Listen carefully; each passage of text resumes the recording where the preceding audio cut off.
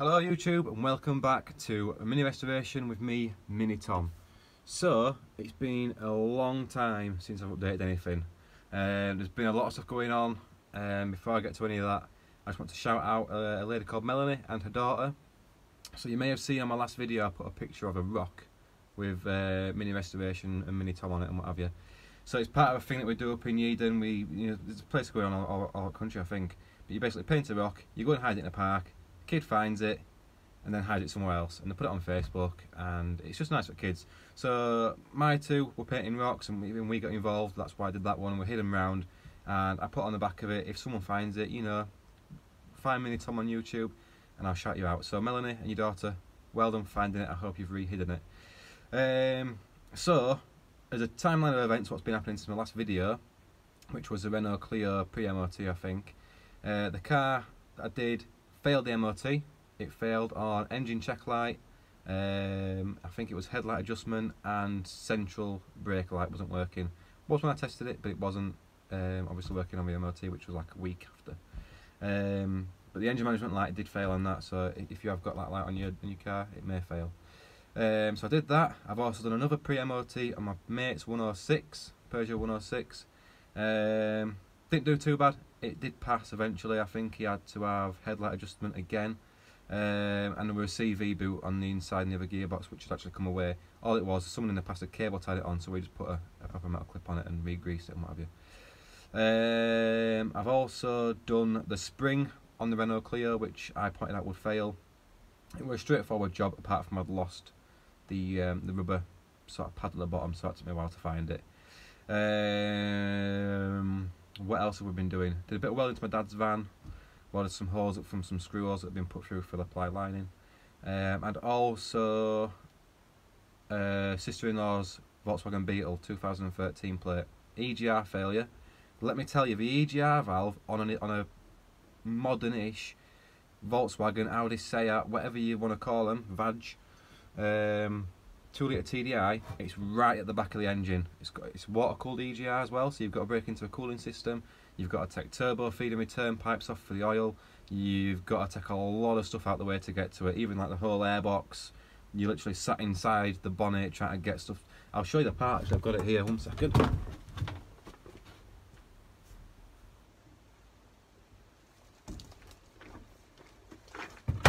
So this was the part that she got. One thing I will say is I know that a lot of people will clean EGR valves out and they'll get some more miles out of them, and that was what I initially recommended to her to do, until I found out where it was and how much the price of a new part is. So she bought it off eBay, £90, it came with all the gaskets, everything there, brand new part, fitted it, worked a dream, and it's been working fine. This is the one that came off it. So you've got your water pipes just there, and then you've got obviously your oh bollocks, still got a bit of water in it. Then you've got your connections there for your exhaust and your inlet and things like that. So if you are going to do an EGR valve or anything like that on a later style Volkswagen or Audi, change the part if it's like this. It's not too bad, it's just you've got to use a load of extension pieces, you've got a lot of stuff to take out the way. I did try and video it, but the access for you to see what was going on was not great. It took me about 4.5 hours to do from start to finish on axle stands, so it is possible on axle stands. Some say you've got to take the drive shaft out. You don't. I didn't take it out, it was fine, but access is really tight, and obviously if you're on your back you're getting wet as well when you take the coolant out, and there's oil feeding return pipe, so you do get a bit oily as well. Other than that, it weren't too bad. The car's been running fine. About 2 weeks ago now. The car's been running fine since. So and as well, I've got a new car. So we had a 1.6 petrol 1 Series, 2005, getting to 100,000 miles. You know, it was a good car. There was not wrong with the car. It was perfect, apart from obviously, well, there was a little diff whine on the non-serviceable oil, because apparently it's supposed to be lifetime. And the dual mass flywheel was a little bit jumpy. So we got a new car. Now I like my 1 Series. I think they're brilliant cars for like you know, little families and what have you. It's a hatchback, so you can get all stuff in the back. Seats fall down as opposed to a 3 Series where we don't. I was wanting a 3 Series estate, but I think we did the right thing. We got a nice 1 Series. It's 2014, 2-litre turbo diesel. and it's an X-Drive as well, so you can use it in the snow because it's got 4-wheel drive. It's a brilliant car, really fast, loads of spec on it, sat-nav the whole lot, and we got it for a pretty good price as well, so I'm really happy with that. And it's in white and it looks mint. So that's why, oh, my son's first birthday as well, we had that, we had a barbecue around at ours with all the family, so that was a big hectic weekend. So that's why it's been a while for an update. From the last video I put up, I was talking about doing the rear bin. I have bought a panel. I bought it from Moss Europe in Bradford for like £39. I think Mini Spares have got a sale on, £37 at the minute. I was going to go and see Ben up at Mini Spares in York and get it, but by the time I've driven over there and driven back, it would have been cheaper to go down to Bradford, which is like 10 minutes away from my house, and go and pay £2 more for the part, so it makes sense, doesn't it? So we're going to try and get that fitted today. I've got to finish off some repairs to the cross member, just down here. Only smaller ones, and then I think there's a couple little bits of weld that I need to just pop on this outer sill on this side. Once that's done, the welding should be done. I think there's a few little bits and pieces. I did cut out some of the channels on this outer sill. There's a couple more to do at the front of it and this side as well. I've got to cut them out yet as well. It's not the easiest thing to do, but I use a multi-tool with a metal blade on it, it gets through it okay. So we need to cut them out, but that's, again, it's not really welding, it's just cutting some metal which won't take too long. I'm pretty confident that once that's done I can start maybe getting this ready for some paint. As I've mentioned before, I'm not going to touch the front end unless the paint mix isn't the best. So that'll be sort of staying as it is. Oh, I've got to do the doors. The doors need doing. Whether I do them at the same time, it kind of makes sense to do them while I'm painting. But I also know that they're not too bad, and I could probably get through an MOT with them and drive it for a little bit and then do them once I've been driving a little bit. So that's what I'm sort of, I'm sort of decided. I'm still thinking. But the bulk of it will be done. So, without further ado, I'll finish my cup of tea on my brew. And then we're going to get this cross member done, and then that rear seat bin. See you in a sec. Right, so I haven't really filmed much of what I've done because the cross member, you saw me repair that last time, and I feel like the last video was a bit more in depth and worthwhile to you, so that's why I filmed it. This side, it was a patch about that sort of big. Wasn't really worth filming it because it's just a little tiny patch. I have got my used seat box in, so that's all in. The fit wasn't the best, especially on the bottom here where my inner sill is, possibly because I've repaired that part with a panel that I've made, and if the angles aren't exactly right, it's never gonna meet up to where it needs to be. I had nothing else to go by when I did that, so what I've done, where the lip is on, if I can see, just this corner, can't really see it from there, hang on a second, this corner just here, where that lip is, I've basically cut a bit more of an angle on it because it's a bit of a sharper angle on my inner sill. So I've cut that off, and then for the actual flange on the bottom, I haven't got a spot welder and I can't get my torch right down to the bottom in there with my helmet and my hand and everything like that. So what I've done, I've ended up just literally stitch welding the bin to the floor. Now I did do some research on this before I did that, and this panel here isn't actually structural. A lot of people, when they're putting roll cages in, or if they're putting, even if they just want to, just sick of it, they just take it out. There's no real strength in that panel, to be honest with you. It's more like for convenience, from what I've read. But just bear in mind that if you do take that out, your rear seat isn't supported. Now obviously I want a rear seat, so that's why it's gone back in.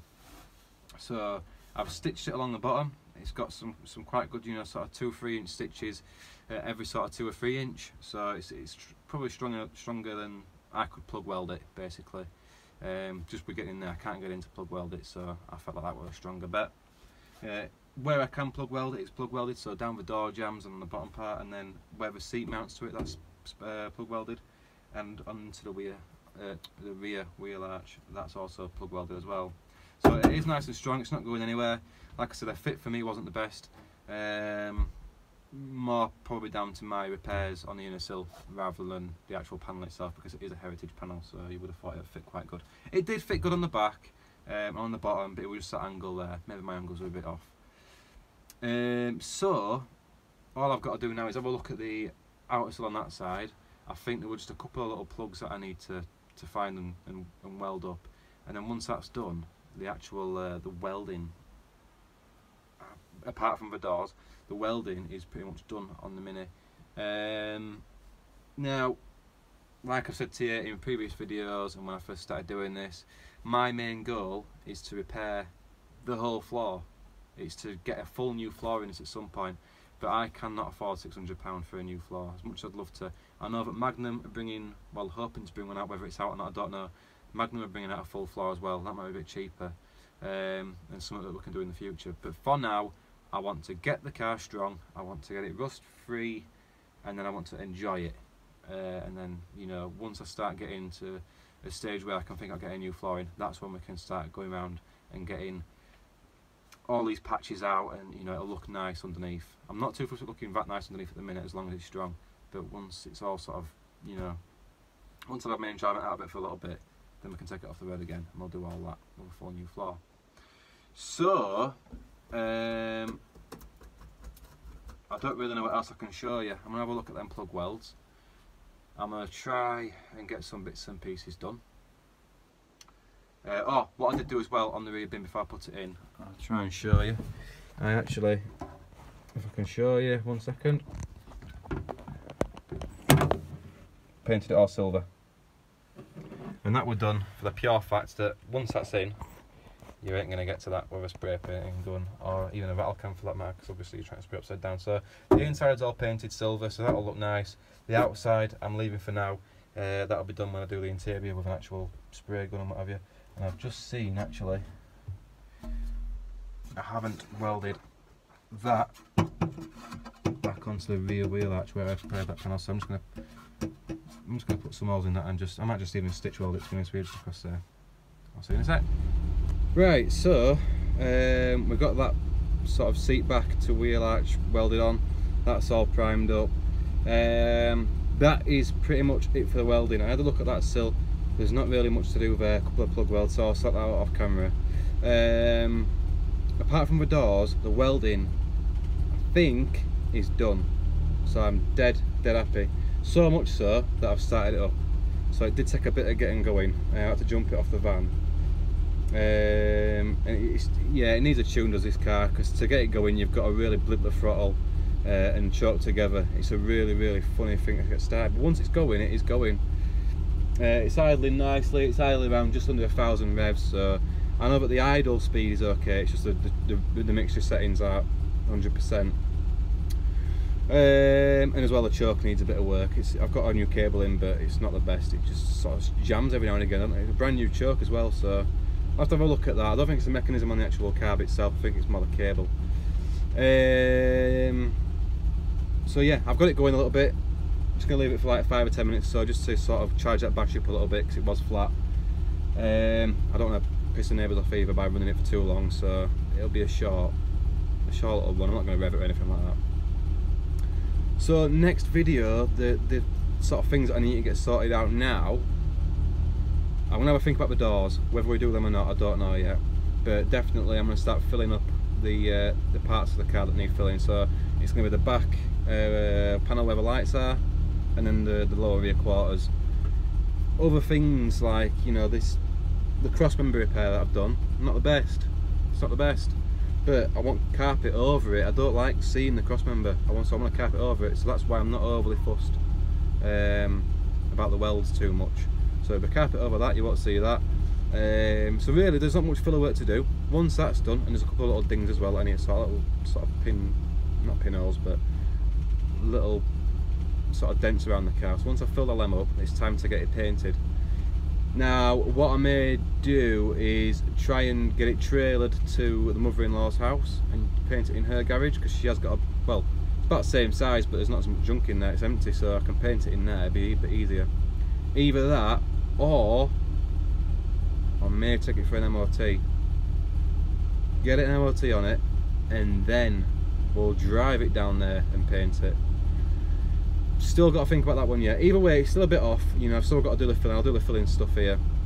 I've still got a few mechanical bits to do. So I've got the brakes to bleed up, I've got the handbrake cable to do, I've got lights to put back on. Which means really I should paint it first. Let's have a think about that one. So I think about how I can get it down there. Either that or just put the lights back on. You can tell I haven't thought this through. This is, you know, you can tell I don't edit these things. I'm just thinking now what I should do. I'm tempted to take it for MOT, just so that I can drive it down. It's just better than paying for a bloody trailer.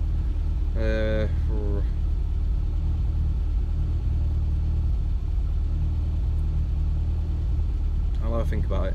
But anyway, so sorry, I know it's been a bit more of a dull episode. You haven't really seen me doing anything. I haven't really shown you what I've done. Yeah, it's been one of them ones where it's just get my head into it, get it done, and then the welding's all finished. So hopefully next time you can see me doing some filling work and sanding, all that sort of stuff. Now I can start doing on an evening again, because obviously it's not noisy at all. I can do the block work and you won't hear it. So all them sort of things are going to be good to come. So it has been a bit slow progress lately, but we are getting there. If you haven't already, please like and subscribe. There's some more brilliant videos coming up. I promise you, this one's a dull one, I know it is, but there's some more brilliant videos coming up. So which way you're going to look at it as? Like, subscribe, just down here, and ring the bell, and that'll notify you whenever I put a video on. And as well, thanks for your support then, I do anyway. Hope you enjoyed it. Cheers, bye bye. Oh, before I forget, if anyone local to Leeds or Bradford, maybe even Harrogate or whatever, anyone local to where I am, if anyone's got free 12-inch steel wheels, I've got one steel wheel at the minute, I just need 3 steel wheels, tyres, as long as they'll hold a little bit of air, don't matter. I need to get some wheels on the car so that I can roll it out of the garage now and again, but basically the alloy wheels are knackered, they're crusty as. So I have got a little sandblasting gun and some grit and stuff. So what I want to do is I want to get them sandblasted in here, which I'll film, and then I want to get them painted in here, which I'll film. But all I need is sort of 3 steel wheels with tyres that'll maybe hold some air, so I can roll it out, put it back in, and I'll give you the wheels back. I need them for sort of 2 or 3 weeks max while I do the work. If anyone's got some that they can lend me, please get in touch, drop a comment down below, or send me an email, or whatever you need to do. Just let me know. Cheers, thank you very much, bye bye.